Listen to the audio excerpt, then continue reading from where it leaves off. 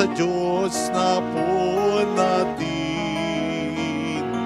Kunin gitara at ito'y tugtugin, awitan siya ng himig.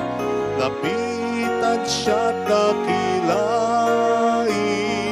atin siyang sambahin. Ang puon dumalaw sa atin, upang tayo'y tubusin, upang tayo'y tubusin.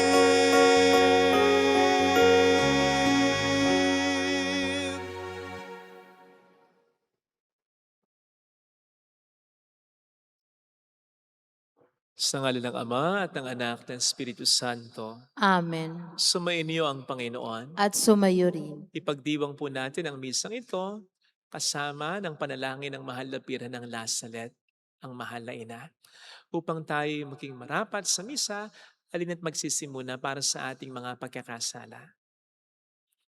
Tayo pong lahat, inaamin ko sa Sa makapangyarihang Diyos at sa inyo mga kapatid, na lubha akong nagkasala sa isip, sa salita at sa gawa, at sa aking pagkukulang. Kaya sinasamo ko sa mahal na Birheng Maria, sa lahat ng mga anghel at mga banal, at sa inyo mga kapatid, na ako'y panalangin sa Panginoong ating Diyos. Kaawaan tayo na mapagmahal na Diyos, patawarin sa ating mga sala, at patnubayan hanggang sa buhay na walang hanggan. Amen. Panginoon, kaawaan mo kami. Panginoon, kaawaan mo kami. Kristo, kaawaan mo kami. Kristo, kaawaan mo kami. Panginoon, kaawaan mo kami. Panginoon, kaawaan mo kami. Yumuko tayo, maaring ibulong sa Panginoon ang ating intensyon. Pagdasal natin ang ating bayan, ang mga tumutulong sa ating simbahan, ang mga may sakit at ang mga nag-aalaga sa kanila, ang mga may pinagdaraanan ngayon sa buhay. Manalangin tayo. Ama naming makapangyarihan, patawarin mo ang aming mga utang, sapagkat kami hindi makababayad ng lubusan, kaya't makaligtas nawa kaming tanan, pakundangan sa pagdalangin ng mahal na Birhen ng Lazaret, ang ina ng Diyos, para sa aming kabutihan, sa pamamagitan ni Jesucristo, kasama ng Espiritu Santo, magpa sa walang hanggan. Amen.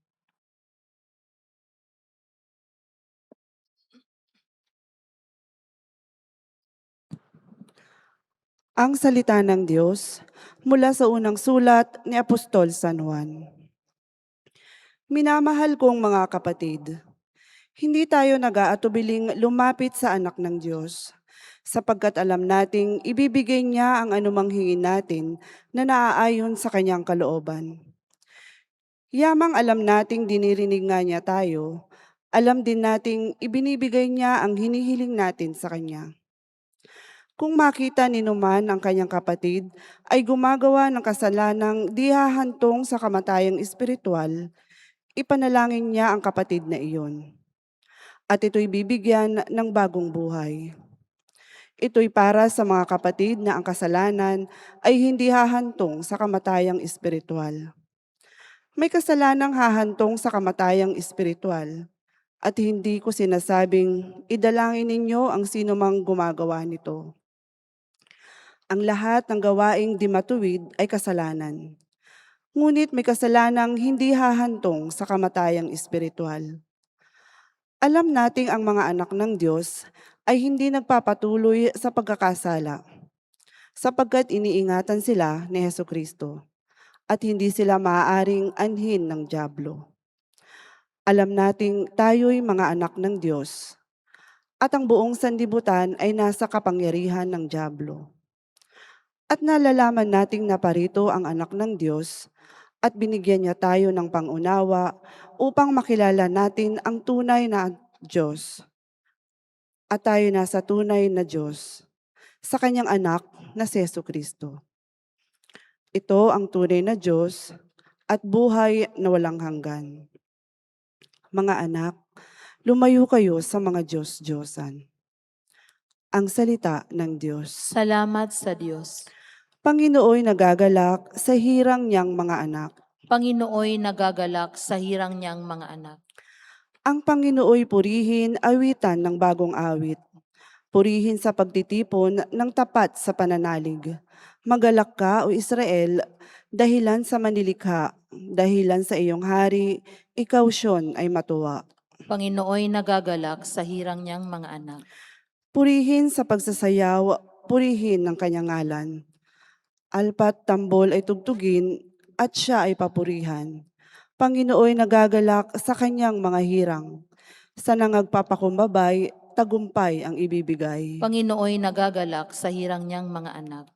Sa tagumpay na natamo, magalak ang mga hirang. Sa kanilang pagpipista ay magsaya at mag-aawitan. Sa pagpuri sa Panginoon ay bayaang magsigawan.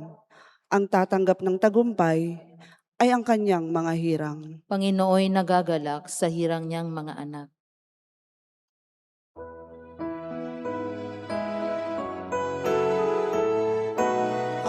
Alleluia, alleluia, alleluia, alleluia. Alleluia, alleluia, alleluia, alleluia.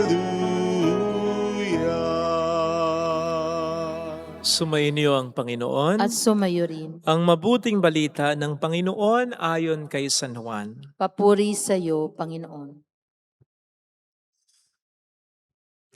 Noong panahong yon, si Jesus at ang kanyang mga alagad ay nagpunta sa lupain ng Judea.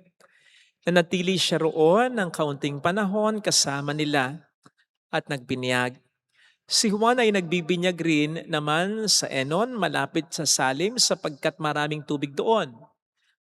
Pumunta sa kaniya ang mga tao at nagpapabinyag. Hindi pa nakabilanggo noon si Juan. Minsan, nakatalo ng mga alagad ni Juan ang isang Hudyo tungkol sa tanging paraan ng paglilinis.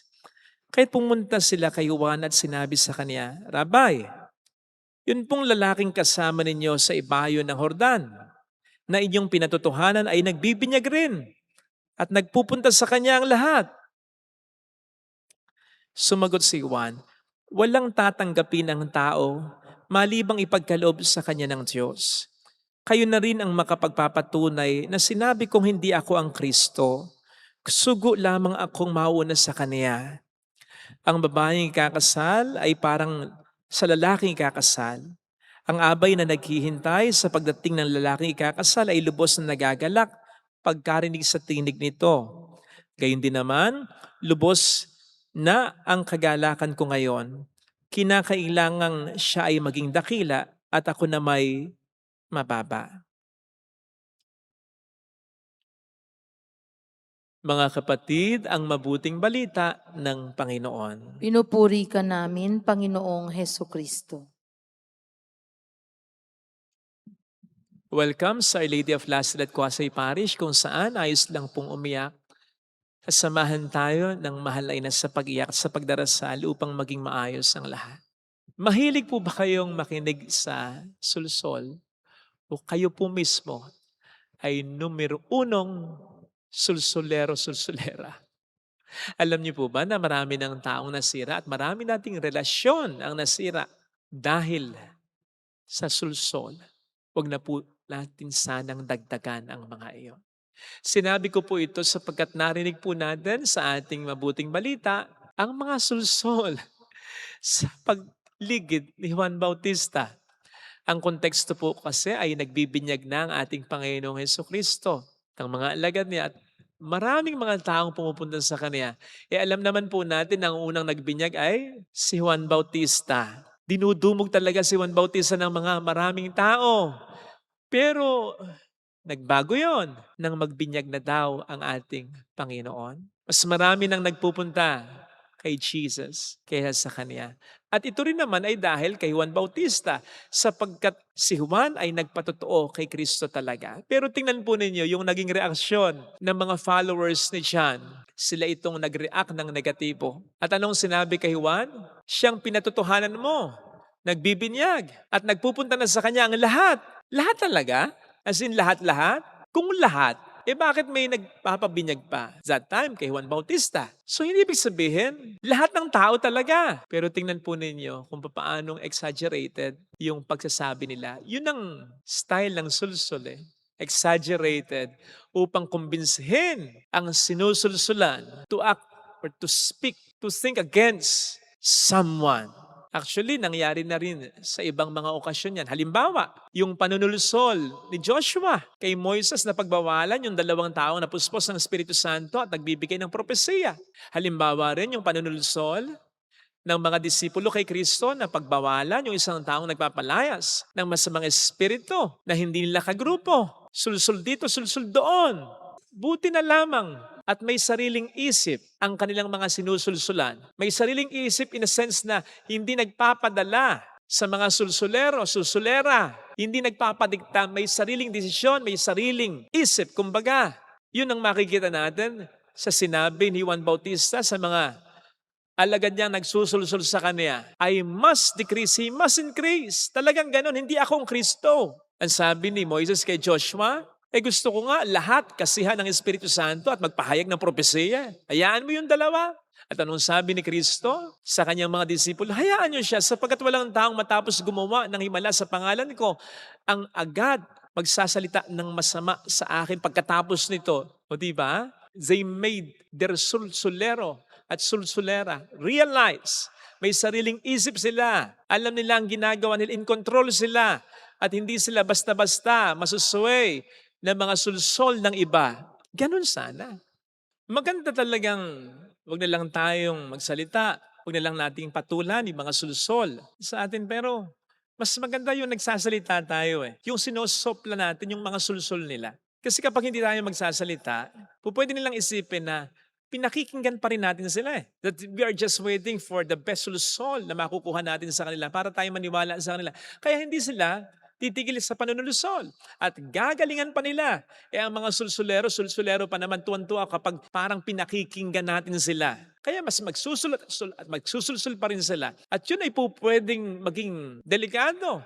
Kasi pwedeng later on ay pakinggan din natin ang mga ito. And so the best way, soplahin talaga natin agad ang sulsul nila para ma-realize nila na hindi tayo basta-basta makikinig sa kanila. Na alam natin ng lahat na tayo nag-iimbestiga. Hindi man sila tumigil, magiging cautious na sila sapagkat alam nila na hindi tayo basta-basta masusway ng mga sulsul nila. Kaya sa mga sulsul dyan, mag-isip-isip kayo, pagbutihin niyo. Maaaring natutuwa kayo kapag nakikinig sa inyo yung mga taong sinusulsulan ninyo. Pero sinisigurado ko po sa inyo ang Diyos ay hindi natutuwa sa ginagawa ninyo. Ang sabi po sa Kawikaan, 6:16 hanggang 19, mayroong 6 na bagay na kinasusuklaman, kinamumuhian ng Diyos.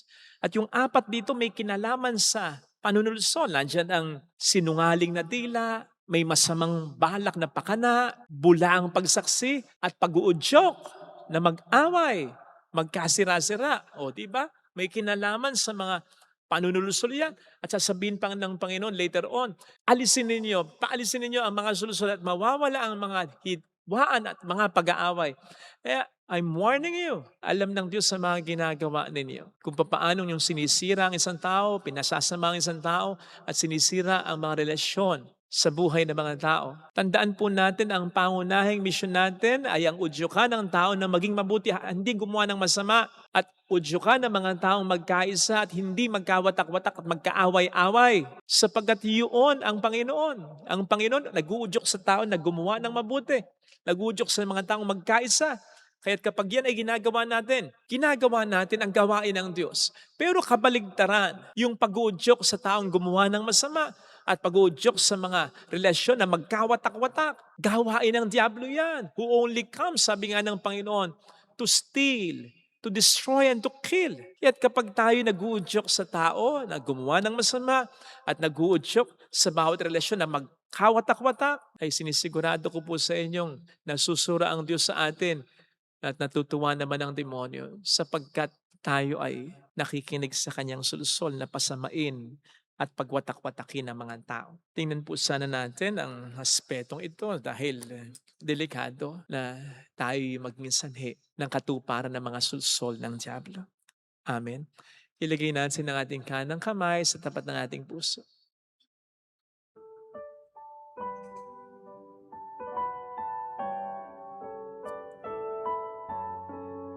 Awitin natin. Alam kong may magagawa ang Diyos.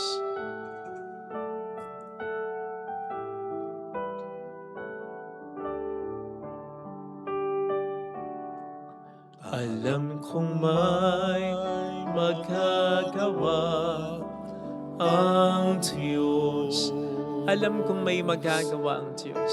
Alam kong may magagawa ang Diyos. Kung ako'y magtatapat, Kung ako'y magtatapat, sa Kaniya'y maglilingkod, sa Kanya'y maglilingkod. alam kong may magagawa ang Diyos. May magagawa ang Diyos. Alam kong diringhin ng Diyos ang samo, Alam kong diringgin ang sapagkat Diyos anak niya ako. ang samo ko. Alam kong diringhin ng Diyos ang samo ko.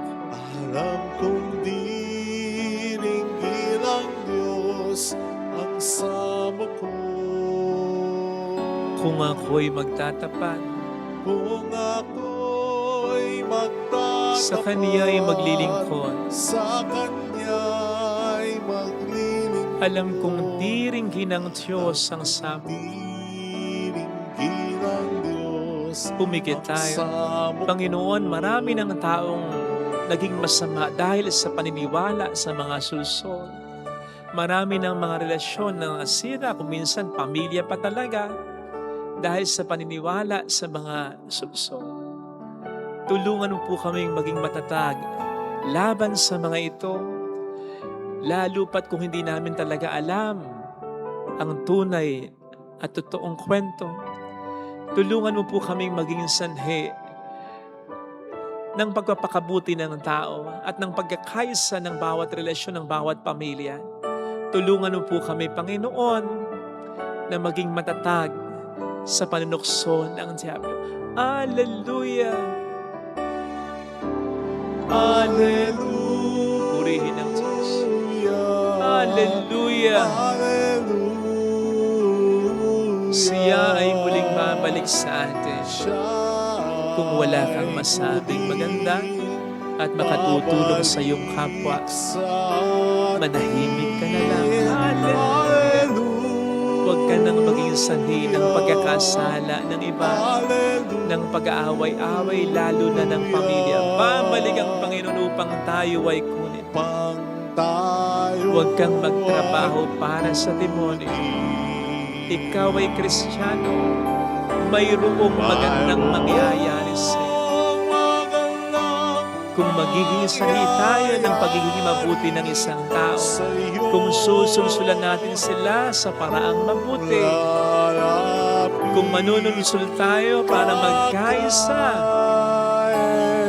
ang iba, mayroong magandang mangyayari. Makapangyarihan ng ating mga salita, kaya mag-ingat sa mga binibitawan nating salita. Sabihin lang natin yung makatutulong sa tao, hindi yung makasasama. Papuri sa Ama at sa Anak sa Espiritu Santo. Kapara ng sa unang-una, ngayon, magpakailanman, magpasa walang hanggan. Amen. Pag-aalay.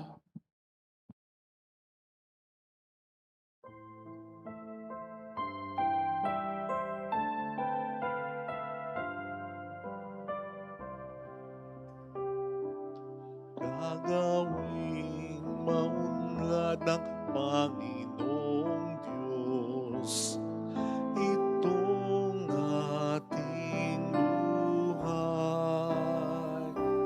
Ang mga laman sa ating lupain bubungang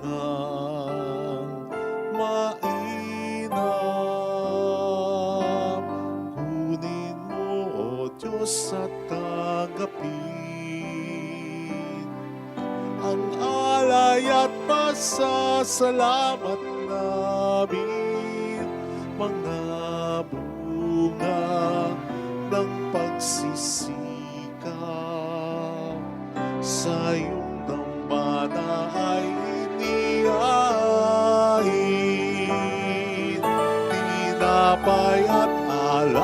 ay basbasan, upang ito ay magbigay ng kagalingan bilang pagkain at inuming banal na dulot tayo buhay na walang hanggan. Manalangin tayo, pang ating handog ay maging kalugod-lugod sa Diyos Amang makapangyarihan. Tanggapin nawa ng Panginoon itong paghahain sa iyong mga kamay, sa kapurihan niya at karangalan sa ating kapakinabangan at sa buong sambayanan niyang banal. Ama naming lumikha, ang iyong nagkatawang taong anak ay tumulong nawa sa aming ginagawa upang siya na iniluwal ni Maria ng di bumawas kundi lalo pang nagpagganap sa pagkapirhen, ay magpagindapat na kalugdan mo ang aming paghahain sa ikapagpatawad ng mga kasalanan, sapagkat siya ang Panginoong kasama mo at ng Espiritu Santo, magpas sa walang hanggan. Amen. Sumainyo ang Panginoon. At sumayo rin. Itaas sa Diyos ang inyong puso at diwa. Itinaasa namin sa Panginoon. Pasalamatan ang Panginoong ating Diyos. Marapat na siya ay pasalamatan. Ama naming makapangyarihan, tunay ang marapat na ikaw ay pasalamatan. Ngayong ang mahal na bira ng lasalat ay aming pinararangalan. Bukod mong pinagpala sa babaeng lahat ang mahal na birang totoong mapalad na iyong piniling maging ina ng iyong anak, nung isugo mo siya bilang aming Mesiyas. Sa kapangyarihan ng Espiritong Banal, ang Birheng Maria ay naging inang tunay ng iyong anak na kanyang isinilang bilang liwanag nitong sanlibutan. Kaya kaisa ng mga anghel na nagsisiawit ng papuri sa iyo ng walang humpay sa kalangitan, kami nagbubunyi sa iyong kadakilaan. Santo, Santo, Santo, Panginoong Diyos ng mga hukbo, napupuno ang langit at lupa ng kadakilaan mo. Hosana sa kaitaasan, pinagpala ang naparirito sa ngalan ng Panginoon. Hosana sa kaitaasan. Ama naming banal, ikaw po ang bukhal ng tanang kabanalan, kaya't sa pamamagitan po ng iyong Espiritu, gawin mong banal ang mga kaloob na ito upang para sa amin ay maging katawan at dugo ng aming Panginoong Hesukristo. Bago niya pinagtiis ang kusang loob na maging handog, hinawakan niya ang tinapay, pinasalamatan kaniya, pinaghati-hati niya iyon, niabot sa kaniyang mga alagad at sinabi, tanggapin ninyong lahat ito at kanin. Ito ang aking katawan na ihahandog para sa inyo.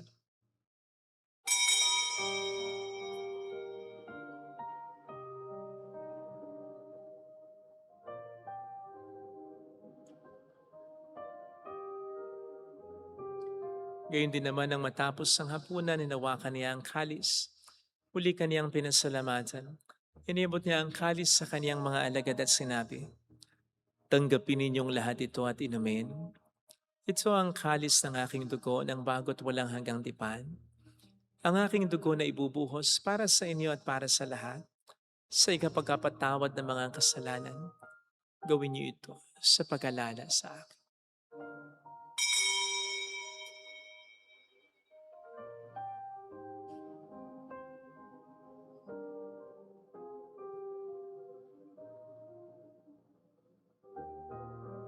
Ang misteryo ng ating pananampalataya. Si Kristo'y namatay, si Kristo'y nabuhay, si Kristo'y babalik sa wakas ng panahon. Ama, ginagawa namin ngayon ang pag-alaala sa pagkamatay at muling pagkabuhay ng iyong anak. Kaya inialay namin sa iyong tinapay ng buhay at ang kalis ng kaligtasan.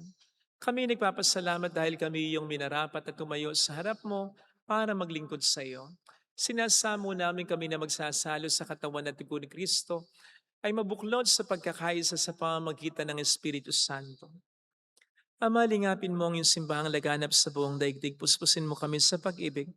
Ayusan ni Leon na aming Papa at ni Dennis na aming Obispo at ang tanang kaparian, alalahanin mo po ang mga kapatid naming nahimlay nang may pag-asang sila'y muling mabubuhay, lalo ng aming mga ipagdarasal. Saglit nating ipagdasal ang ating mga mahal na yumao.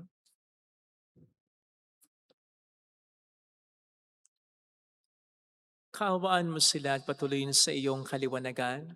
Kaawaan mo at pagintapatin kaming lahat na makasalo sa iyong buhay na walang wakas. Kaysa ang mahal na birhen ng lasalat, ang ina ng Diyos, isanusa ang kabiyak ng kanyang puso lahat ng mga banal na namuhay dito sa daigdig ng kalugod-lugod sa iyo, ay pagdiwang naman namin ang pagpupuri sa ikararangal mo sa pamamagitan ng iyong anak na aming Panginoong Hesukristo. Sa pamagitan ni Kristo, kasama niya at sa Kanya, ang lahat ng parangal, papuri ay sa iyo, Diyos amang makapangyarihan, kasama ng Espiritu Santo magpasawalang hanggan.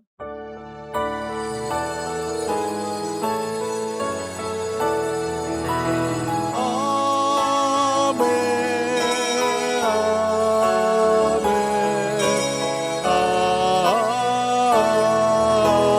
Amen. Tumawag tayo sa ating Ama.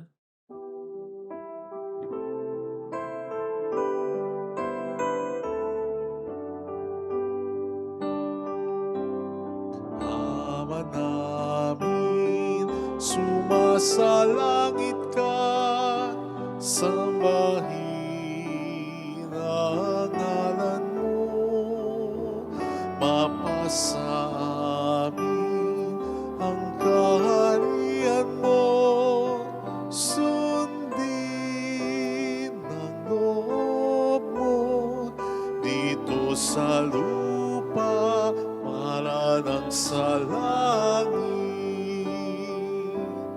Bigyan mo kami ngayon ng aming kakanin sa araw. At patawarin mo kami sa aming mga sala para ng pagpapatawad namin sa nagkakasala sa amin, at huwag mo kaming ipahintulot sa tukso, at iadya mo kami sa lahat ng masama. Hiniling namin kami adya sa lahat ng masama, pagkalooban ng kapayapaan araw-araw. Samantalang aming pinaghahandaan ang dakilang araw ng pagpapahayag ng tagapagligtas naming si Heso Kristo. Sapagkat iyo ang kaharian, ang kapangyarihan at ang kapurihan, magpakailanman. Amen. Panginoong Heso Kristo, sinabi mo noon, sinasabi mo rin sa amin ngayon, kapayapaan ang iniiwan ko sa inyo, aking kapayapaan ang ibinibigay ko. Tunghayin mong aming pananampalataya, huwag ang aming pagkakasala. Pagkalooban mo kami ng kapayapaan at pagkakaisa sa iyong kalooban. Kasama ang Espiritu Santo magpasa walang hanggan. Amen. Ang kapayapaan ng Panginoon ay sumainyo nawang lahat. At sumayo rin. Magbigayan tayo ng kapayapaan sa isa't isa. Kapayapaan po. Peace be with you. Kordero ng Diyos na nag-aalis ng mga kasalanan ng sanlibutan, maawa ka sa amin. Kordero ng Diyos na nag-aalis ng mga kasalanan ng sanlibutan, maawa ka sa amin. Kordero ng Diyos na nag-aalis ng mga kasalanan ng sanlibutan, ipagkaloob mo sa amin ang kapayapaan. Narito sa harap natin ng Panginoon ang ating buhay at kaligtasan. Palad tayong inaanyayahan.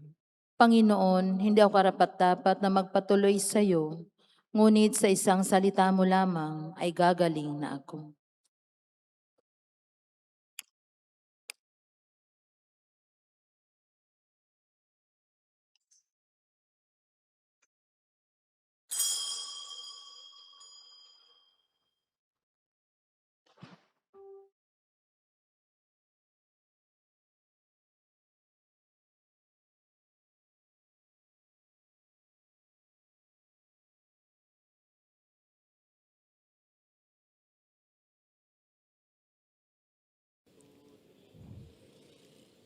Panalangin para sa espiritual na pakikinabang. Panginoong Hesus, ako ay naniniwala na ikaw ay nasa kabanal-banalang sakramento. Iniibig kita ng higit sa lahat at ninanasa kong tanggapin ka sa aking kaluluwa. Sapagkat sa mga sandaling ito, hindi kita matatanggap sa sakramento. Tumuloy ka sa Espiritu sa aking puso.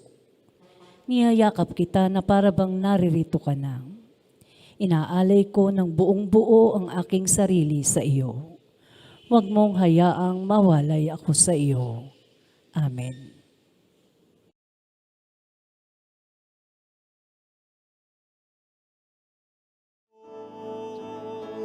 Panginoon ko, ang tulad ko'y walang karapatan. Sa'yo ay tumanggap, ngunit sa isang bigkas mo lamang ay gagaling na ako.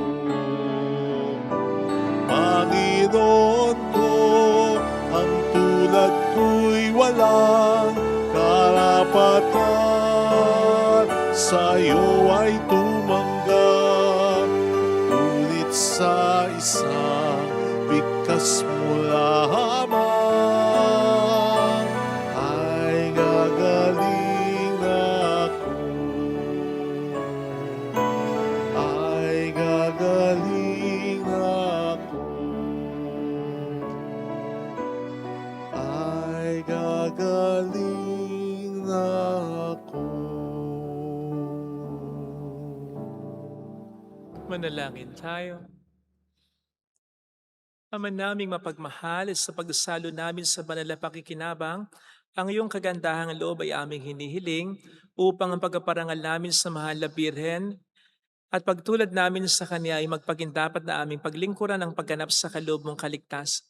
Sa pamamagitan ni Jesucristo, kasama ng Espiritu Santo, magpasa walang hanggan. Amen. Holy God, Holy Mighty One, Holy Immortal One. Have mercy on us and on the whole world. Holy God, Holy Mighty One, Holy Immortal One. Have mercy on us and on the whole world. Holy God, Holy Mighty One, Holy Immortal One. Have mercy on us and on the whole world. Jesus, King of We Mercy, trust in you. alalahanin, Alalahanin, O mahal na Birhen ng Lazaret, ina ng pag-asa. Ikaw ang nagpapaalala sa aming magbalik loob sa Ama. Ito ang nagpapatunay na ang kagandahang loob mo'y nanatiling busilak. Sa pag-aaruga mo sa amin, tungkulin mo'y tinupad. Sa paanan ni Kristo'y itinuring mo kaming mga tunay mong anak.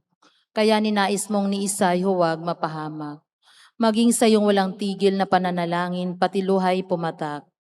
Huwag namang mawalan ng saysay ang iyong paghihirap. Hiling nawa namin sa iyo, o aming inang liyag, na matapos ang pakikibaka namin sa mundong ito, at sa pananatili naming tapat kay Kristo, sa kapurihan mo'y makibahagi kaming ganap, upang kung nasan ka ngayon ay maparoon din kami lahat, at ang kaganapan ng kaluwalhatian ng Diyos sa may tuluyang matupad siya nawa. Maalabirin ang Lazaret, tagapagkasundo ng mga makasalanan. Ipanalangin mong walang patid kaming mga dumudulog sa iyo. Marami pong salamat sa inyong pakikitsa at sa mga tulong na binibigay ninyo na nagiging dahilan para makatulong din po tayo sa maraming dapat tulungan. Salamat po. Sumayin niyo ang Panginoon. At sumayo rin. Pagpalain kayo kasama ang ating pamilya na mapagmahal na Diyos ng Ama at ng Anak ng Espiritu Santo. Amen. Tumayo tayo sa pag-ibig ni Kristo. Salamat sa Diyos.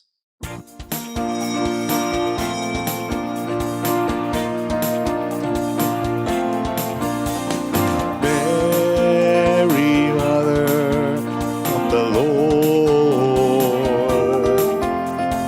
hear the prayer we sing to you. Let your tears sip in our minds and hearts as once they fell at Nazareth. Tell your people how to live again. Tell your people how to sing again. Tell your people how to dance again. Tell your people how to pray again. Mary,